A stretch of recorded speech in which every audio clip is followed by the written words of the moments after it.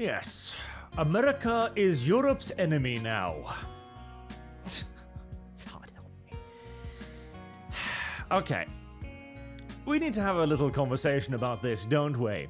There's quite a few people now in the Eurosphere that are declaring that Europe will rise up and resist against America. It will rebuild everything, it'll get an army, it'll get an economy, and it'll take on those filthy, dirty Americans.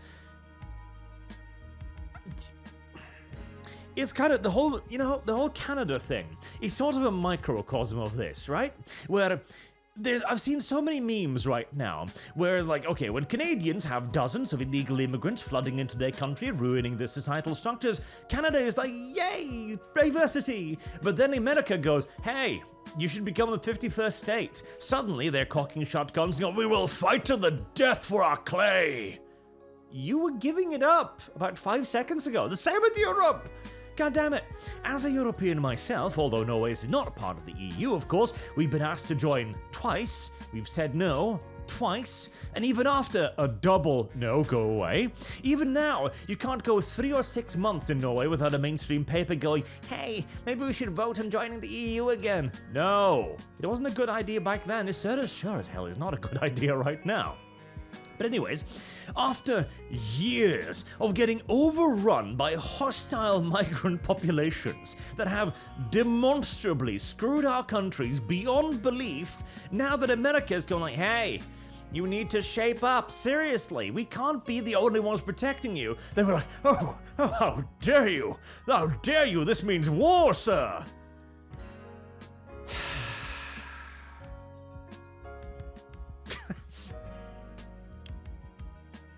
It's the remarkably ridiculously over-the-top outgroup preference of the modern-day progressive, right? Where you fetishize anything that isn't yourself, therefore having armies of migrant rape gangs invading our countries, literally thousands, hundreds of thousands, if indeed not millions of fighting-age males flooding across our borders. That's other people. We like those because our minds have been so thoroughly poisoned by progressivism that we see that as a good thing. Meanwhile, if the in-group, which is the West, goes, you really gotta shape up, buddy, we react with the most ridiculous hostility. I mean, hell, I'm kinda hoping this will actually happen because if America forces us to finally rearm, well shit, I call that tough love. Anyways, I'm gonna go a little bit further down into this here, so. Now, he mentioned here that he wishes it was tough love, but it's not. If only that were true. In fact, Trump, Vance, Secretary of Defense Pete Hegseth, and other administration officials have gone well beyond the long-standing disputes about burden sharing, the need for more sensible division of labor within the alliance, or the long-overdue reassessment of how to handle the war in Ukraine relationship with Russia. Their aim is to fundamentally transform relations with long-standing US allies, rewrite the global rulebook, and if possibly remake Europe along MAGA lines. That agenda is openly hostile to the existing European order. No, it is openly hostile to the European Union, is what it is. Because again, the long-standing disagreement about the dispute about burden sharing. Yes, this has been a dispute for decades now, and nothing has happened. Europe has said, oh, America, give us more stuff. And America has given Europe more stuff. And gone like, you really need to increase your defense budget. And we go, oh yeah, we will, next year. And next year has come and gone many, many, many times. It wasn't until Russia invaded Ukraine that finally everyone over here went, we don't have an army.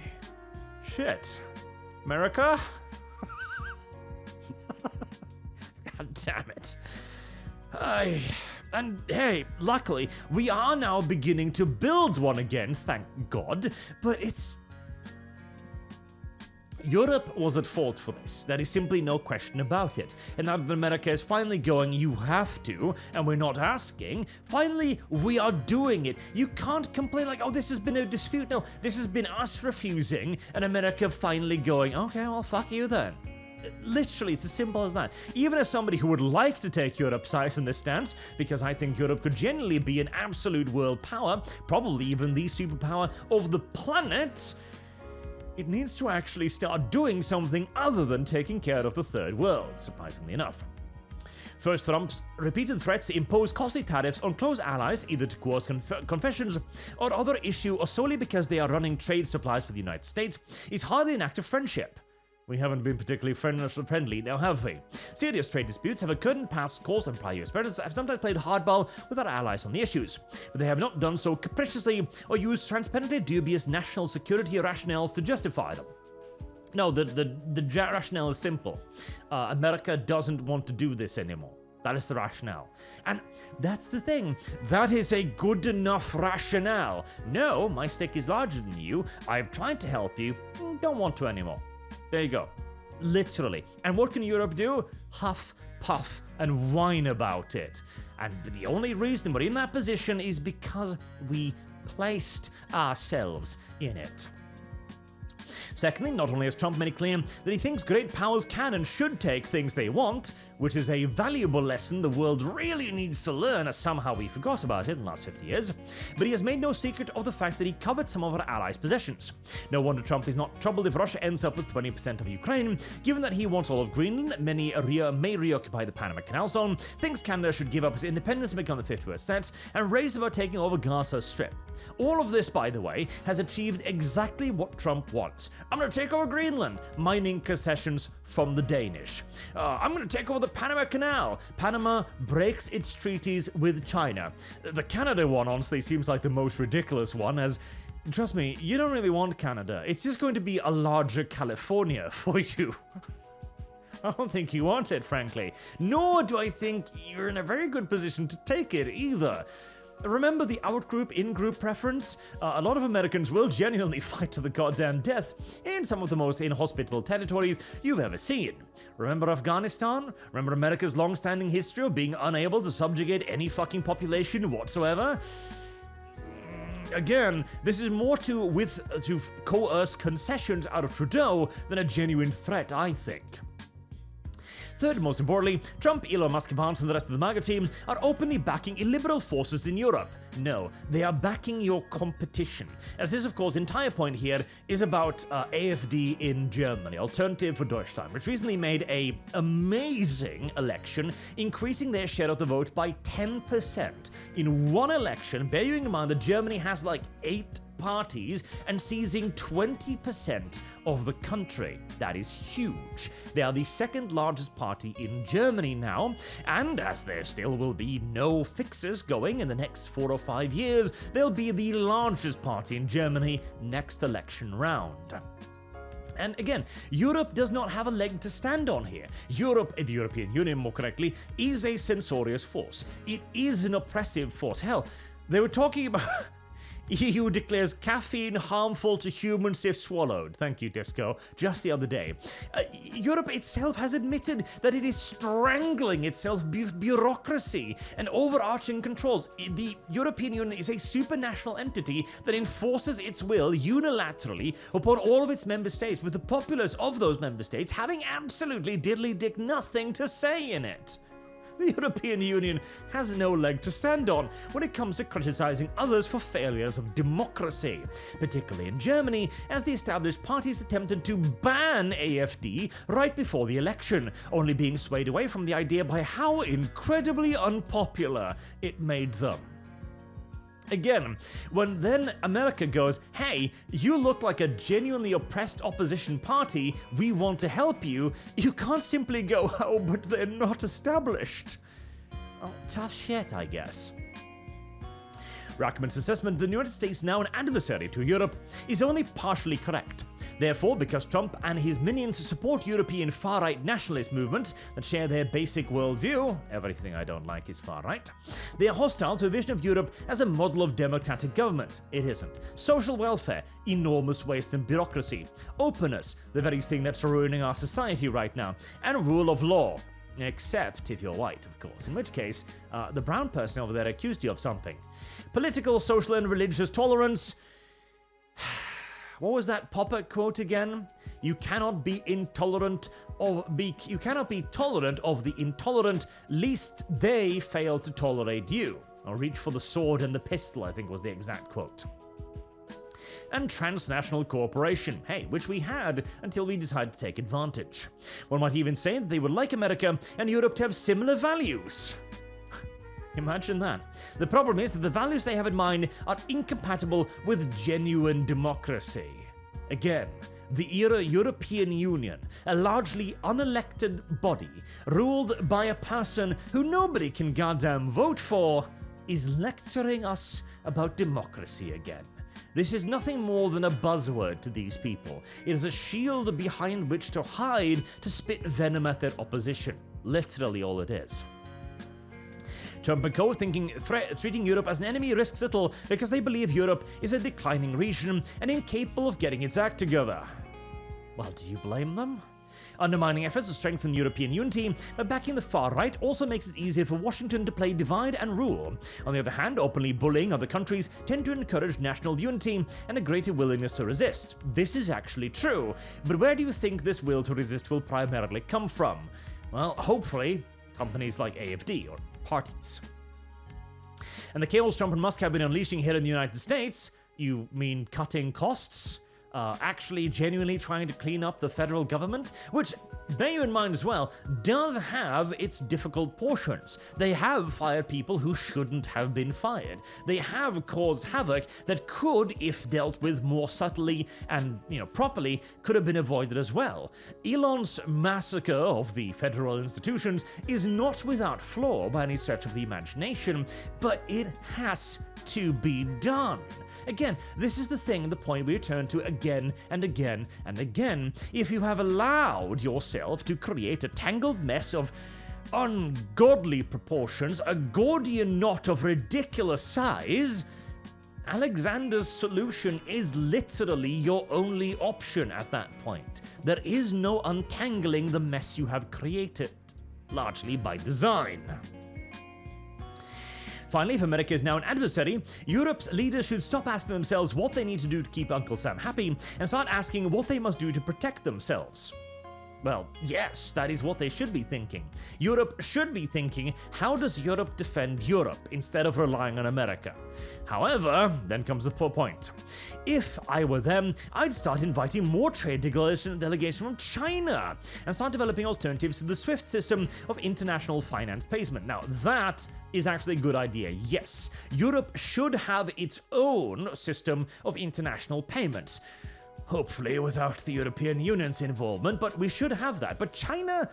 What? Hey, China, come over here. What? Would you like to steal our technology? Oh, yes. No. Like, China is not a better trade partner, for God's sake. Like, if we're doing this to make America feel like a spurned girlfriend, then sure, but that's pretty much all it's going to achieve. It's not going to help us much. Like what? Oh, we're going to start importing lots of shit quality steel from China. Oh, great. Like, Europe really does not need China's support, not technologically and not resource-wise. If we really wanted to get our own resource benefits, you know what we'd do? We'd go to Africa. You know, the continent that China right now is pillaging for its resources. Why the fuck should we go to China to receive the African resources they've already stolen from that continent?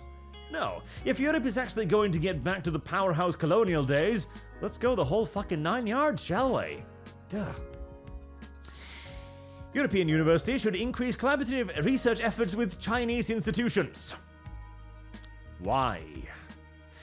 In a step that will become even more attractive, Trump and Musk continue to damage academic institutions in the United States and Europe's dependence on US weapons by rebuilding Europe's own defense industrial base. That we should do. Send EU High Representatives for Foreign Affairs Kaja Kallas to the next BRICS summit and consider applying for membership and so forth. No. I'm pretty sure, what was BRICS again? I have a worrying, yes. Yeah, I thought that was what that was. Yeah, no, we should not. No, we should not. No, we should not. God help me, no. because all these steps will be costly for Europe and harmful for the United States. I don't want to see any of them actually happen, but Europe may be given little choice. Although I've long thought the transatlantic relationship was past its high watermark, the new division of labor was needed. The goal should have sought to preserve a high level of transatlantic amity rather than encourage open hostility, God help me. If Trump's diplomatic revolution turns 450 million Europeans from being some of America's staunchest allies into bitter and resentful adversaries, increasingly looking for ways to hinder the United States, we will only have ourselves, or more presently, the current president, to blame. Now, this too is partially correct. Yes, the deteriorating relationship within our two countries, within our two power blocks, does have issues on both sides. This is true, but the main one is on Europe's side. Once we are no longer dependent upon America, we can negotiate with America as an equal, rather than what we are right now, a parasite, a very large one. But first, we need to regain that strength. Europe must help itself first. Unironically, that is what America is doing. America is going, no, America first. Europe should do the same. And once we are both great again, once Europe and America are both world powers, there is nothing stopping us from cooperating. We share the same values, we share the same morality, we share the same views on the overwhelming majority of actually important things. And once we eventually manage to purge certain elements from academia, and frighteningly large portions of our governments as well, there is absolutely no reason why we cannot resume amicable relations against powers like Russia and China, which do not share our values. However, it has to be an equal and equitable partnership, lest it inevitably breed resentment on the part who is being asked to carry the largest burden. This is obvious. It is self-evident to anyone with two brain cells to rub together. America is not Europe's enemy, but it is not America's dependent either, or it cannot and should not be, more correctly. Although, I have a sneaking suspicion that there is going to be a lot of, somewhat traitorous Americans, and a lot of butt-hurt European diplomats who for the first time in their entire careers were told no, that are going to try and push this ridiculous line. Anyways, I just wanted to have a nice little rant about this because this particular topic kind of pisses me off. So, until next time, I have been Arch. Thank you very much for watching, and I do hope to see you all again soon. Have a good day.